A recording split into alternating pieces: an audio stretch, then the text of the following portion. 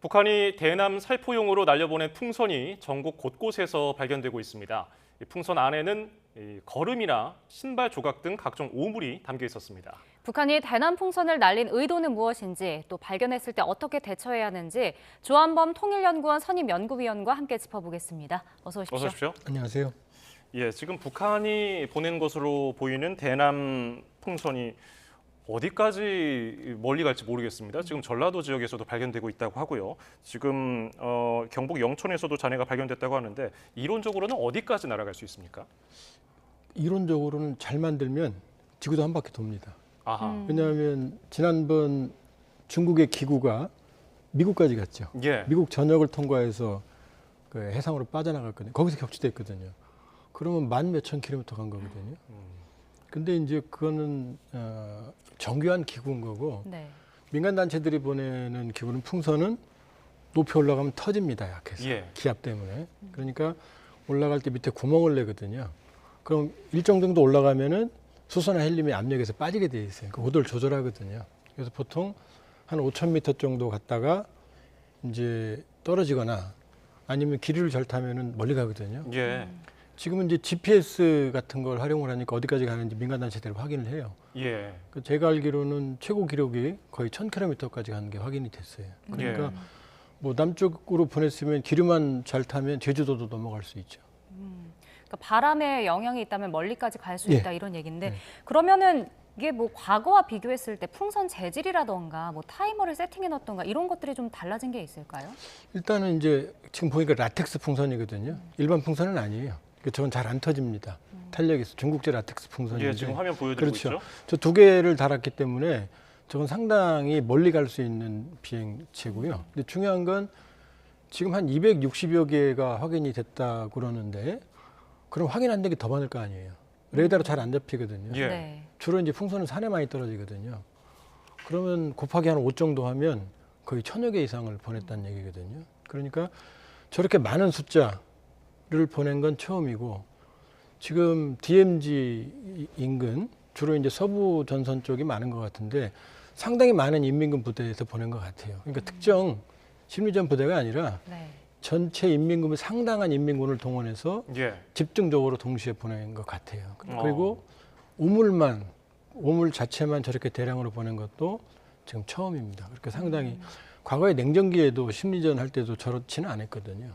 그렇게 보면 매우 이례적인 상황입니다. 예. 그러면 왜 오물을 담았을까요?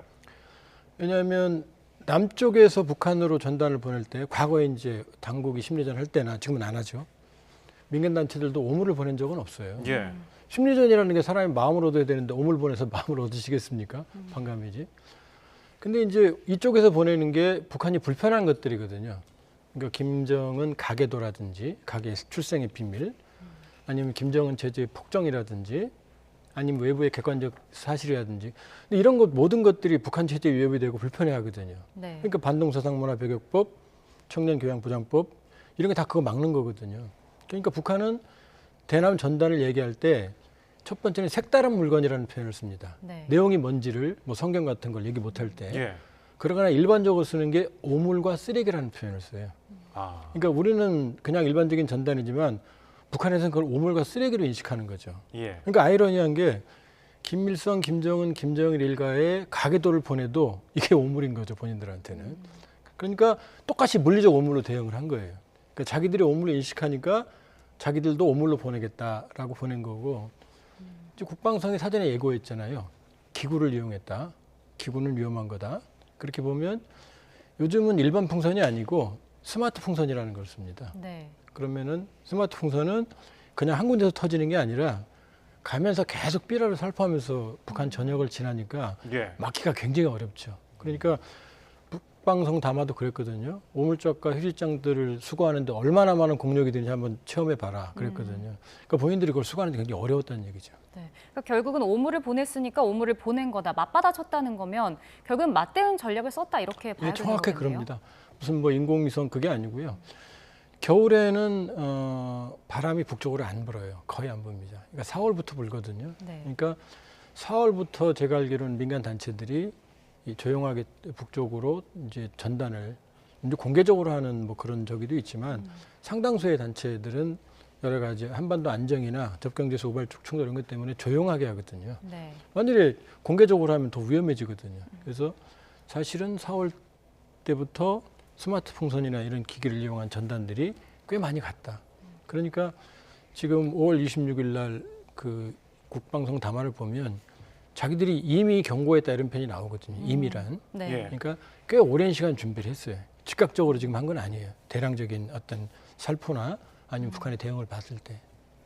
그러면 지금 여러 부대 그런 풍선 대남 풍선을 보내라고 하달했다고 말씀을 해주셨는데 결국 통일전선부에서 지시를 내린 거 아니겠습니까? 이 통일전선부는 예전에 우리나라에 어떤 이제 도발을 했습니까? 통일 이렇게 되죠. 그러니까 북한이 이제 북한식 무력 통일 방안은 전쟁이죠. 예. 근데 평화 통일 방안이 고려 연방제고 그다음에 고려 연방제는 우리를 흡수하는 거거든요.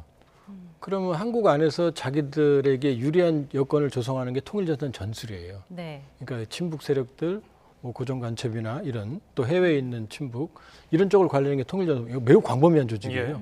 뭐 외무성은 비교가 안 될 정도로 큰 조직 엘리트들이 있거든요. 그러니까 이 조직이 이제 통일전선을 하는 거고, 근데 이제 통일전선보다는 이런 일은 정찰청국이 합니다. 아, 인민군에. 그러니까 정찰총국의 주의를 받았을 가능성이 있고요. 통일전선부는 어떤 그 우호적인 환경 조성이나 이런 관리 이런 쪽이지 이번은 아마 정찰총국이 주도했을 거예요. 네, 그 정찰총국이 이번에 이 풍선을 좀 보냈을 가능성이 크다 이렇게 얘기해 주셨는데 사실 오물 풍선을 보낸 이후에 GPS 전파 교란 공격도 한 것으로 알려지고 있더라고요. 이거는 그럼 피해가 없는 건가요? 예, 현재까지는 뭐 북한이 그렇게 GPS로 공격해서 우리를 공격할 만한 전자전 능력을 가지고 있지 않아요. 그러니까 일종의 복합 공격이죠. 왜냐하면 분명히 자기들이 대응한다고 그랬거든요. 강력하게 초강경 대응을 한다고 그랬거든요. 근데 그렇다고 해도 북한이 수가 많은 건 아니거든요. 주체와 원점이 확인되는 물리적 공격을 하면 우리 군도 즉강 끝, 즉각 강력 끝까지 보복 원칙이 있거든요. 가중 보복 원칙이 있거든요. 우리도 물러설 데가 없으니까 우리도 확실하게 응징을 해야 되거든요. 그러니까 사실은 표시가 안 나오고 우리가 대응이 어려운 이런 식의 이제 도발을 하는 거죠. 그럼 이거 전파 교란 공격을 한 의도는 그럼 뭐라고 봐야 될까요? 복합 도발이죠. 그러니까는 GPS는 지금 확인이 잘 안 되거든요. 예. 네. 피해도 확인이 잘 안 되고. 그러니까 우리가 대응이 어려운 복합 도발을 이번에 했다 이렇게 봐야죠. 그리고 대북 단체들도 GPS 장치를 장착을 해서 보내거든요. 그러니까 그런 관점에서 본다고 그러면은 여러 가지 다양한 점. 그리고 또 하나는 이제 GPS 교란을 하면 우리 레이더 체계도 영향을 좀 일부 받거든요. 네. 그러니까 그걸 의도했을 수도 있죠. 탐지나 이런 걸 방해하려고. 예. 대통령실에서는 지금 북한이 오물풍선을 보내고 이렇게 교란 작전을 벌인 것이 우리 정부나 국민이 동요하는지 시험을 하는 것 같다고 얘기했거든요. 이런 평가에 대해서는 어떻게 보셨습니까? 저는 옹을 보낸다고 우리가 동요하겠어요? 이건 저쪽에 어떤 제가 보기에는 이제 1호 최고 지도자의 분노가 섞여 있는 것 같아요. 예. 이거는 사실은 어느 분쟁이나 어떤 상태에서도 이렇게 단순히 생화학 테러가 아니고 현재까지는 그냥 오물만 보내는 건 사실은 이건 매우 저급한 대응이거든요. 네. 예. 이런 저급한 대응에 대해서 우리 국민이 동요한다? 그건 아니죠. 그리고 만일에 일부 뭐 생화학 테러면 어떠겠냐 하지만 그럼 그건 전쟁 행위입니다. 뭐 독가스나 생화학 테러 한다고 그러면 우리도 대응할 수밖에 없거든요. 예. 그러면 그게 바로 교전으로 이어질 수 있거든요. 우리도 대응해야 되는 거고요. 이렇게 보면 이번에는 저쪽에서 자기들이 당했던 고통을 그대로 되갚아주겠다는 맞보복 차원의 어떤 작전이다 이렇게 볼 수 있고요. 네. 근데 중요한 건 우리는 민간단체가 한 거거든요. 근데 저쪽은 국방성이 담화를 냈고 인민군의 상당수가 지금 동원이 됐거든요. 예. 그러면 제가 저급한 동원이라고 그랬지만 인민군도 군인이고 사람인데 남쪽으로 쓰레기 보낸다고 그걸 보내면은 그 인민군 군심이 그렇게 정상적으로 이게 긍정적이겠어요? 그러니까 아주 비합리적인 별로 도움이 안 되는 일을 한 거예요. 우리 국민 정서에도 뭐 과거 같으면 뭐 전단 살포에 뭐 선정적으로 전단 살포하는 단체들이 있잖아요. 예. 네. 근데 지금 반응을 보면 참 황당하다는 반응이 대부분이거든요. 그러니까 북한도 유엔에 가입한 국가거든요. 우리는 헌법상은 아니지만 북한 당국의 그 격을 말해주는 행동이다 이렇게 볼 수 있어요. 이번의 경우에는. 네, 물론 말씀해주신 대로 생화학 테러는 아니긴 했지만 뭐 이 풍선 안이나 대남 전단에 뭐 독극물, 화학물질 또 테러에 이용될 수 있다 이런 우려는 꾸준하게 나오잖아요. 이걸 좀 근본적으로 막을 순 없을까요? 일단은 근본적으로는 어렵죠. 왜냐하면 이게 레이더에 잡는다고 하더라도 뭐 금방 격추하면 되지. 미국도 그 20km 했던 거 격추하기 어려웠어요. 쫓아다니다가 예. 쫓아다니다가 겨우 그냥 해상으로 나갔을 때 격추했거든요. 방법 눈 뜨고 볼 수밖에 없었거든요. 아하. 그러니까 이건 풍선은 소총으로 쏘게 되면은 이 소총이 몇백 미터 이상 안 올라가요, 중력 때문에. 그렇죠. 그다음에 이게 레이더로 잘 안 잡히니까 미사일을 쏠 수도 없는 거고 우리 네. 또 우측 피해도 있고 그러니까 막기가 어려워요. 그러니까 말씀드렸지만 맘먹으면 생화학테러는 얼마든지 있을 수 있습니다. 남북 공유하천도 있을 수 있고 그런 건 전쟁행위입니다. 그러니까 조심은 해야 되지만 지금은 유의해야 되는 거는 일단 비위생적이에요. 안에 지금 가축 분변도 들어있고 여러 가지 쓰레기가 들어있거든요. 그러니까는 일단은 발견이 되면 손대지 말고 호기심 이런 거 이제 자제하고 신고하고 접근 안 하는 게 제일 좋고요. 뭐 그 이상의 큰 피해는 일단 제가 보기에는 그렇게 예. 많은 것 같지는 않아요. 그리고 어제 이 사건 때문에 긴급 재난 문자 받으신 분들 많으셨을 거예요. 이 한밤중에 문자를 받았기 때문에 많이 놀라셨을 텐데 공습 예비 경보 이게 또 영문으로 적혀 있었단 말이죠. 이 점에 대해서는 좀 과잉 아니냐 이런 지적도 있던데 이 점 어떻게 보셨습니까? 이제 이럴 수 있거든요. 만일에 지금 레이더에 상당수가 포착이 됐고 지금 내려오거든요. 뭐가 들은지 모르죠. 그리고 예를 들면 그 물체가 공중에 터져서 자연낙하하게 되면 작은 물체라 하더라도 인명피해가 발생할 수 있어요. 네. 예. 그러니까 공습에 가깝죠. 근데 이제 문제는 뭐냐면 놀라지 않게 하려면 자세하게 이렇게 세분화돼 있어야 되거든요. 매뉴얼이. 왜냐하면 실무자가 바로 자기 마음대로 그 경보를 발령하면 더 혼란이거든요. 예. 그러니까 이런 상황에 대해서는 체계화된 매뉴얼이 아직은 없거든요. 그러니까 그걸 학습하는 과정이다 이렇게 볼 수 있죠. 그러니까 뭐 아주 심각한 실수다 이렇게 보기는 좀 물론 국민들은 놀랬죠. 그러니까 이걸 계기로 매뉴얼 세분화하고 여러 가지 다양한 조치를 취하면 좀 더 체계적인 대응이 가능할 겁니다. 네. 자, 이번엔 정찰위성 이야기도 좀 해보겠습니다. 자, 지난 27일 밤에 북한이 군사정찰위성 2호기를 발사했는데 뭐 결과는 실패했습니다. 원인은 뭐라고 보십니까? 본인들이 1단 로켓이라고 실패라고 그랬거든요. 1단 로켓 제일 중요해요. 예. 1단 로켓이 한 200샷 정도 연소하거든요. 근데 한 2분이니까 한 절반 조금 넘기고 폭발한 것 같거든요. 근데 지금 보면 본인들 말로는 이제 액체 산소와 그다음에 케로신 이게 이제 항공 등유거든요. 이걸 결합해서 이게 선진국 다 이걸 씁니다. 우리 나로우도 이걸 쓰고. 예. 근데 북한은 과거에 이거 안 썼거든요. 네. 하이드리진이라고 하는 UDMH에다가 적연질산을 썼거든요. 이게 아주 유독성이 많은 거예요. 근데 이제 액체산소는 마이너스 183도까지 가니까 왜 로켓 발사하면 막 얼음이 뚝뚝 떨어지죠. 그게 차가워서 그런 거거든요. 예. 이걸 처음 썼거든요. 그러니까 만리경 1-1호 위성도 처음 거고 새로 개발한 거고 발사체도 새로 개발했는데 네. 지난해 11월 쐈거든요. 6, 7개월 만에 위성과 발사체를 새로 개발한 사례가 없어요. 그러니까 너무 조급했다.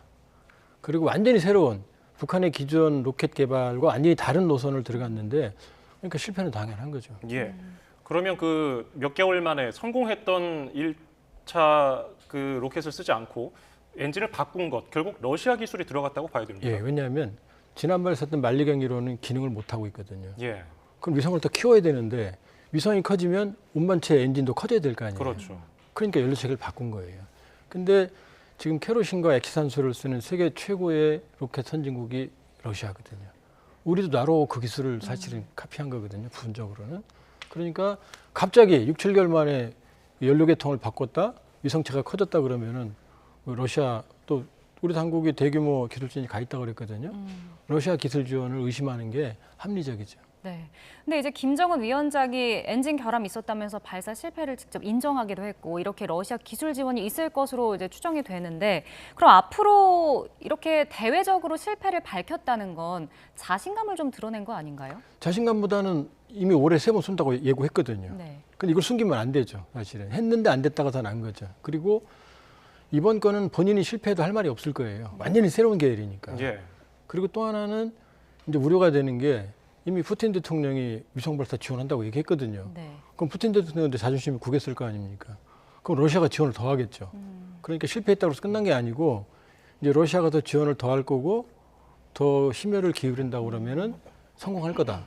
근데 이제 이 기술은 꽤 어려운 거니까 예. 이번에도 곧바로 발사한다는 예고 안 했거든요. 네. 그러니까 시간이 좀 더 걸릴 거예요. 지난번보다는. 아, 그러면 어떻게 보면은 정당한 위성 발사라는 점을 좀 더 강조하려고 김정은 위원장이 이렇게 공개적으로 실패를 공언한 걸 수도 있습니까?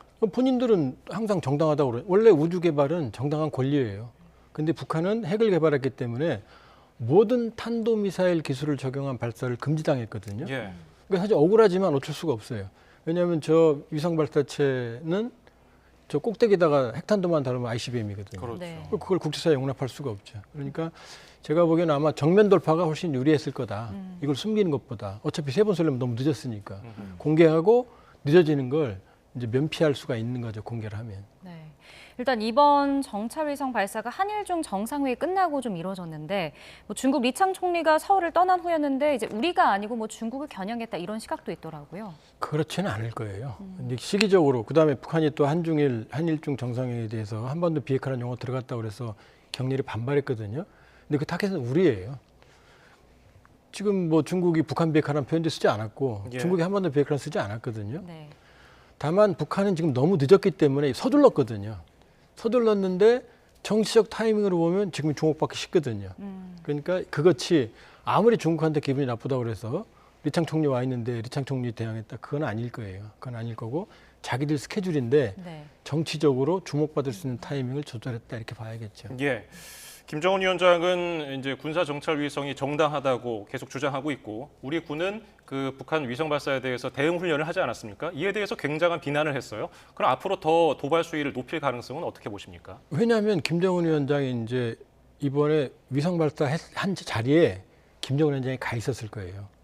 성공하면 아마 김주애도 있었을 가능성이 있고 근데 우리가 사전에 그 위성 발사에 대응해서 타격 훈련을 했거든요. 여기 스텔스도 있었거든요. 네. 그럼 지금 자기가 위협을 느끼는 거거든요. 그러니까 아주 민감하게 반응을 했다. 거기에 대해서. 그러나 우리 군으로서는 또 적절한 대응이라고 볼 수 있거든요. 네. 그러니까 뭐 그렇다고 해서 추가적으로 뭐 여기에 대한 대응이나 그런 거 북한이 쉬운 건 아니고 다만 지금 전단도 있고 위성 발사도 실패했고 또 지금 예고했거든요. NLL 쪽에서 우리 군 그다음에 정찰 비행 이런 것들. 그러니까 적정 수준의 추가 도발은 충분히 가능한 상황이에요. 알겠습니다. 자, 오늘 말씀 여기까지 듣겠습니다. 조한범 통일연구원 선임 연구위원과 함께했습니다. 오늘 말씀 고맙습니다. 고맙습니다.